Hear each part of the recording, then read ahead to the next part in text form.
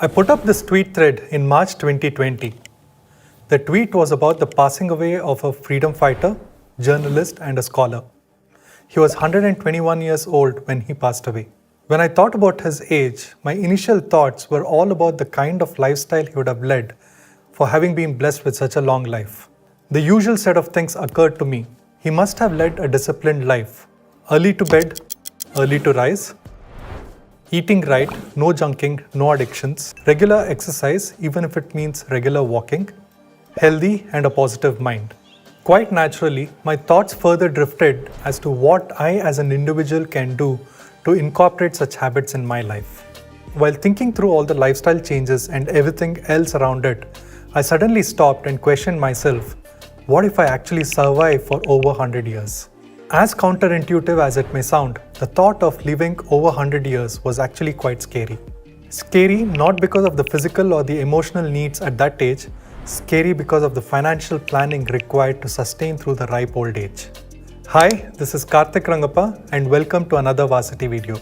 In this video, I'll share my thoughts on a specific case related to retirement planning. When you talk to a financial advisor or a planner, or use any of the freely available retirement planning tools online, you must specify the age at which you retire, and you must also specify your life expectancy post-retirement. The most standard and accepted input here is retirement age is 60 years and life expectancy is 80 years. For some reason, we are shy of keying in a number beyond 80. Perhaps we are limited by our imagination, or maybe we all secretly aspire to live beyond 80, it's just that we don't want to say it. But in my opinion, this can be a fatal mistake. I think it makes perfect sense to plan your finances assuming you live up to 100 or maybe beyond. And this may not be a bad idea given all the advances in medical science, awareness to clean eating, emphasis on physical fitness, and perhaps a push towards leading a stress-free life owing to work-life balance. But the biggest question is, how do you go about this? Assuming you live beyond 80, maybe 100 or perhaps beyond 100. I was talking to a friend about this and his plan was super simple. He said he has a plan B and is hopeful that one of his 2 kids will take care of him financially if he gets to live beyond 80. I think this is a horrible mistake and I told him that. Your kids or whoever else it may be will have their own lives to lead and families to take care of. Getting the time and attention itself may be a very big deal. Burdening them with financial support may be pushing your luck too far. Of course, you can't depend on the government to take care of you either. Given all these things, what do you need to do today to be well prepared for a financially independent life, even if you live up to 100 or beyond? When you plan to make a hyper long-term investment, you should ensure that the instrument you are investing in is resilient and should survive all hurdles. The instrument you invest in should have longevity. I can't think of another instrument apart from the boring index fund.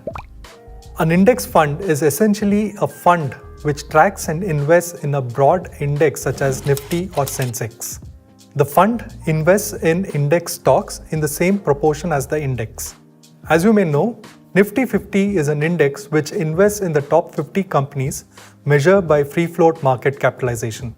This means the list of companies that make it to the index is constantly scrutinized, and by design, only the best as per the free float market cap is included in the index.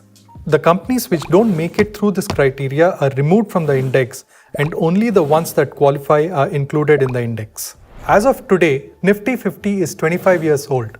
You may be surprised to know that only 12 companies have been constant from the time of its formation. Over the last 25 years, nearly 100 companies have come and gone in this list. Some of the companies have even turned bankrupt, but the index on the whole has survived. If you look at the West, the Dow Jones Industrial Average has existed since 1896, a good 126 years of history. In terms of resilience, the index has survived at least 2 world wars, multiple wars, and at least 13 different economic recessions since the Second World War. Over the years, many companies have been included and excluded from the index. Probably General Electric is the only constant company in the index. But the index as a whole has not just survived through the 126 years of history, but has performed very well. The index is designed for longevity and resilience.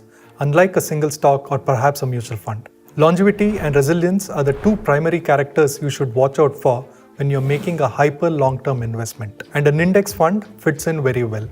This is not the only reason why an index fund should fit into your long-term investment portfolio, but this is one of the reasons. So here is what I think makes sense. Find a good index fund, make regular investments in it, perhaps even make a SIP. Think about this investment as a hyper long-term investment.